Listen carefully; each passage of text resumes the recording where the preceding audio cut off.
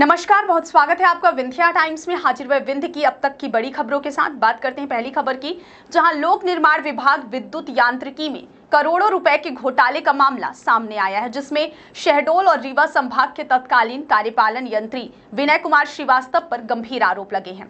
आर्थिक अपराध अन्वेषण ब्यूरो ईओडब्ल्यू ने इस मामले में प्रकरण क्रमांक 441/25 के तहत केस दर्ज कर जांच शुरू कर दी है। आरोप है कि विनय कुमार श्रीवास्तव ने करीब 50 करोड़ रुपए की अनियमितता करते हुए एक ही ठेकेदार को लाभ पहुंचाने के लिए टेंडर राशि को मनमाने ढंग से 10 गुना तक बढ़ाया। शिकायत के अनुसार कई ऐसे कार्य दर्शाए गए जो या तो नियमों के विरुद्ध है या फिर कभी कराए ही नहीं गए, लेकिन उनके लिए भुगतान कर दिया गया। खास बात यह है कि कई कार्य ऐसे भी हैं जो मध्य प्रदेश शासन के एसओआर में शामिल नहीं है, फिर भी उन्हें बिना किसी वैध प्रक्रिया के क्रय किया गया। यह पूरा मामला सामाजिक कार्यकर्ता बीके माला की शिकायत के बाद उजागर हुआ है। घोटाले के तहत सिरमौर चौराहा से जेपी मोड़ तक 33 केवी लाइन की वृद्धि कार्य के नाम पर 16 लाख रुपए का काम दर्शाया गया, जो पहले से ही एसटीसी और विधायक निधि से हो चुका था। वहीं आदित्य होटल से रतहरा तक की लाइन शिफ्टिंग और गुप्ता पेट्रोल पंप से करहिया मंडी तक के कार्य में भी भारी भ्रष्टाचार की आशंका है। नेशनल ट्रेडर्स नाम की एजेंसी 2 अलग अलग प्रोजेक्ट में टेंडर दरों में हेरफेर कर करोड़ों रुपए का अनुचित लाभ पहुंचाया गया। एक मामले में 23 लाख के कार्य को 231.99% बढ़ाकर भुगतान कर दिया गया, वो भी बिना किसी बैंक गारंटी के। दूसरे मामले में आरओबी लाइट शिफ्टिंग कार्य की लागत पहले 3.07 करोड़ थी, जिसे बढ़ाकर लगभग 5 करोड़ रुपए कर दिया गया। फिलहाल ईओडब्ल्यू ने पूरे प्रकरण की गंभीरता को देखते हुए लोक निर्माण विभाग विद्युत यांत्रिकी के सभी टेंडरों की जांच शुरू कर दी है।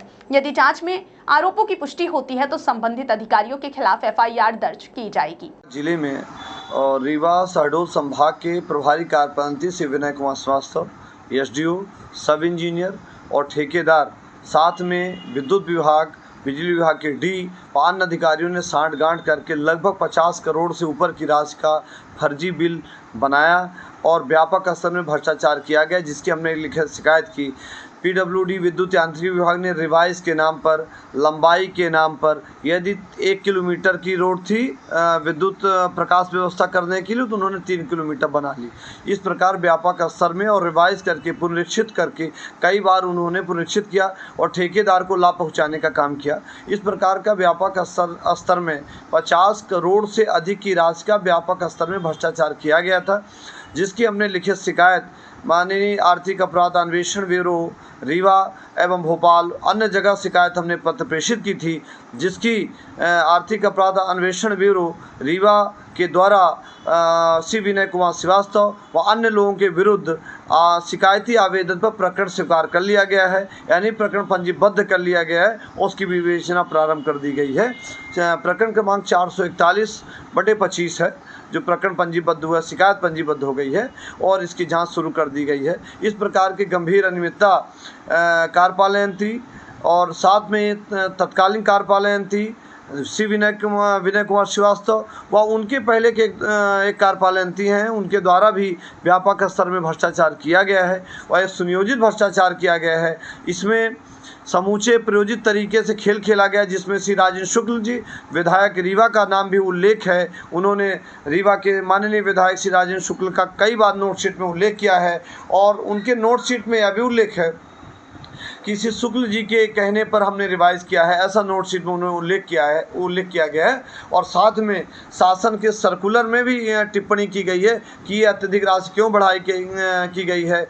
मध्य प्रदेश शासन लोक निर्माण विभाग के सर्कुलर में है कि कई बार आप रिवाइज नहीं कर सकते, पर इन्होंने कई बार रिवाइज करके और साथ में इन्होंने जब रिवाइज कर दिया तो जो बीजी बनती है, बैंक गारंटी बनती है, उसका भी उन्होंने राजस्व हानि की है, गलत तरीके से काम किया है और शासन को हानि पहुंचाई है। इसकी हमने लिखित शिकायत की है, जिसका प्रकरण स्वीकार कर लिया गया है। शिकायत पंजीबद्ध हो गई है, विवेचना शुरू कर दी। बात कर लेते हैं अगली खबर की, जहां भारत को हरियाली की चादर से ढकने के संकल्प के साथ महाराष्ट्र के रायगढ़ जिले के 26 वर्षीय पर्वतारोही सुबोध विजय गंगुर्दे इन दिनों साइकिल यात्रा पर निकले हैं। उनका लक्ष्य न केवल 1 लाख पौधे लगाना है, बल्कि देश भर के युवाओं में पर्यावरण संरक्षण को लेकर जागरूकता भी फैलाना है। उन्होंने अपनी यह प्रेरणादायक यात्रा 19 जून 2024 को लद्दाख से शुरू की थी और अब तक 8 राज्यों की सीमाएं पार करते हुए मध्य प्रदेश के सतना जिले तक पहुंच चुके हैं। इस दौरान वह करीब 38,840 किलोमीटर की दूरी साइकिल से तय कर चुके हैं और 35,000 से अधिक पौधे लगा चुके हैं। सुबोध का मानना है कि यह केवल एक व्यक्तिगत मिशन नहीं है, बल्कि यह एक व्यापक सामाजिक आंदोलन है जिसमें वे ज्यादा से ज्यादा लोगों को जोड़ना चाहते हैं। इस यात्रा में उन्हें भारतीय सेना, वायुसेना, वन विभाग और देश भर के कई अधिकारियों का सहयोग प्राप्त हो रहा है, लेकिन पौधों की खरीद और अन्य सभी खर्चे वे स्वयं उठा रहे हैं। पेशे से वे पर्वतारोही सुबोध की योजना 2027 में माउंट एवरेस्ट फतह करने की भी है, लेकिन फिलहाल वे इस हरित यात्रा को भी अपनी प्राथमिकता मानते हैं। आगे आने वाले महीनों में वे छत्तीसगढ़, तेलंगाना, दक्षिण भारत के तटीय राज्य और पूर्वोत्तर भारत होते हुए नेपाल के एवरेस्ट बेस कैंप तक अपनी यात्रा जारी रखेंगे। मेरा नाम सुबोध विजय है। मैं पेशे से एक पर्वतारोही हूँ। 19 जून 2024 को विश्व की सबसे ऊंची मोटरेबल पास उमलिंगला से मैंने ये साइकिलिंग एक्सपीडिशन स्टार्ट किया है। इस मिशन की थीम है शक्ति, संकल्प और सफ़र। इस थीम को लेकर मैं हमारे भारत के युवाओं की आवाज़ बनकर विश्व की सबसे ऊंची पहाड़ी क्लाइंब करूंगा कि हम युवा है, देश के जो युवा है ये सिर्फ सपने नहीं देखते, उन्हें पूरा करने के लिए दुनिया की ऊंची ऊंची पहाड़ियों से भी टकरा जाते हैं। अभी मैंने भारत में अपना भारत माता के कंट्रीब्यूशन के लिए, भारत माता के प्रति मेरे युवा होने का फ़र्ज़ अदा कर रहा हूँ और 1 लाख वृक्ष लगा रहा हूँ। और साथ ही में मेरे जैसे अन्य युवाओं को, लाखों युवाओं को प्रेरित कर रहा हूँ कि वो भी अपनी तरफ से एक ऐसी जीवन शैली अपनाए जिससे प्रकृति, समाज और पर्यावरण सबका फ़ायदा हो। तो सुनकर बहुत अच्छा लगा और मैं अभी जस्ट सतना में पहुंचा हूं और सर के इनिशिएटिव को देख के हम जैसे युवाओं को और भी प्रेरणा मिल रही है और मैं आशा करूंगा कि सर से यहां पे ज़रूर मुलाकात होगी। तो जी, अभी लक्ष्य लिया है कि हम एक संकल्प किया है कि 1 लाख वृक्ष हमारे भारत माता के लिए मैं लगाऊंगा।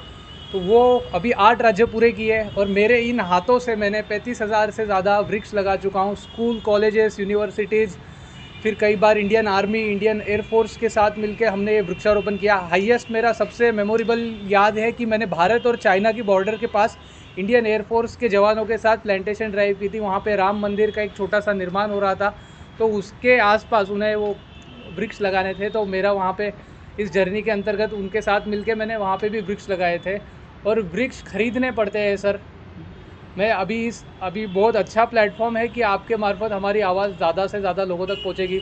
तो अभी तक इतने सारे वृक्ष खरीदे, कई बार लोगों का सपोर्ट हो जाता है, लेकिन हर जगह ऐसा नहीं होता। तो मैं 100 पौधे खुद अपने पैसे से खरीद के लगा रहा हूँ अलग अलग जगहों पर।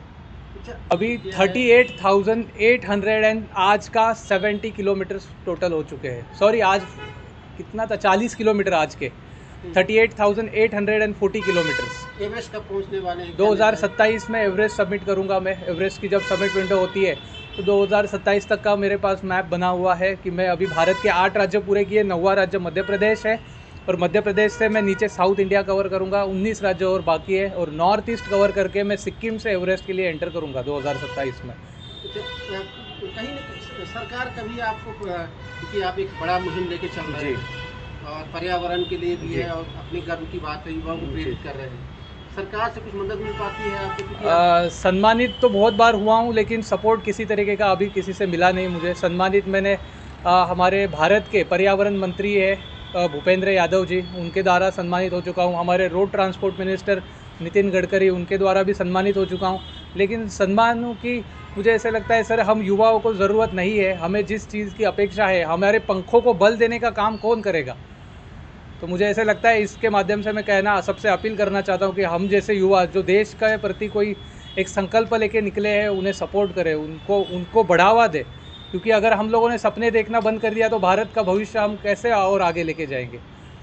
और जो भी व्यक्ति जिनके पास इतनी ताकत है, जो हम युवाओं को सपोर्ट कर सकते हैं, तो वो आगे आए और हमें मदद करें।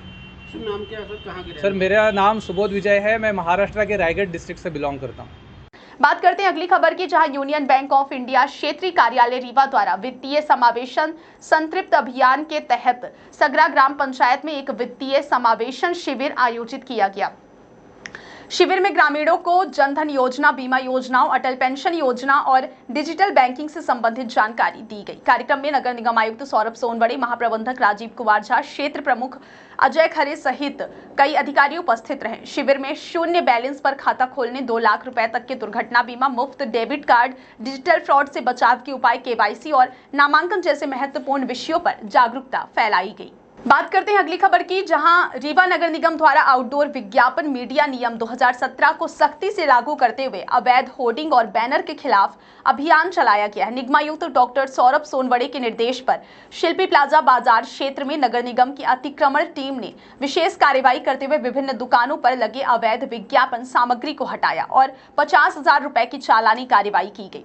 इस दौरान प्राची वस्त्रलोक, भगवान दास ज्वेलर्स और हनुमान ज्वेलर्स सहित कई प्रतिष्ठानों पर जुर्माना लगाया गया। सहायक आयुक्त सुशीतल भलावी के नेतृत्व में हुई इस कार्रवाई में पाया गया कि दुकानदारों ने मनमाने तरीके से बोर्ड और होर्डिंग लगा रखे, जिससे न केवल आवागमन बाधित हो रहा था बल्कि शहर की स्वच्छता और सौंदर्य भी प्रभावित हो रहा था। अधिकारियों ने भविष्य में बिना अनुमति विज्ञापन लगाने पर जुर्माने और सख्त कार्रवाई की चेतावनी